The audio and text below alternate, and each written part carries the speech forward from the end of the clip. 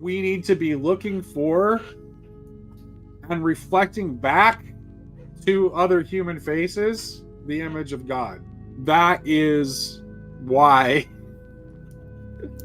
the image was no images until God became a human image with the human face. When we are encountering face to face, if we are looking with the right eyes, there is a potential encounter with God. Every time. Every time.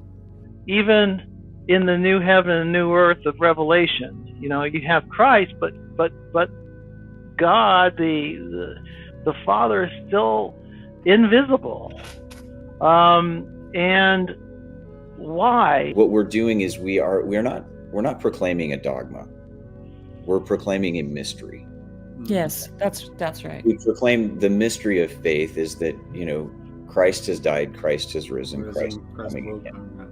The movement starts and it begins with mystery, right? And there's an inarticulability to mystery that we cannot. It's almost like there's not much more to be done other than to say what the mystery is and leave it at that.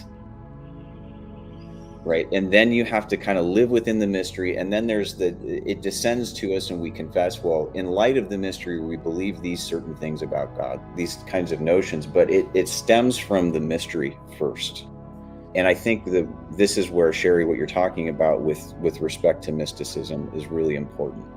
Yeah. And I think this is the role of all liturgy and the validity of all religion is a initiation into the mystery itself. Right. And if we lose sight of what that is, and this is where even when you're talking about going astray and what, in a sense, that's what Eckhart's sermons are, is there are these excursies, there's these detours where he's scooping up as much descriptive language as he can. He's using Middle German as opposed to Latin so that he can avoid using dogmatic terminology, right? So that he can go in and describe this, is this raid on the inarticulate that T.S. Eliot talks about in Four Quartets.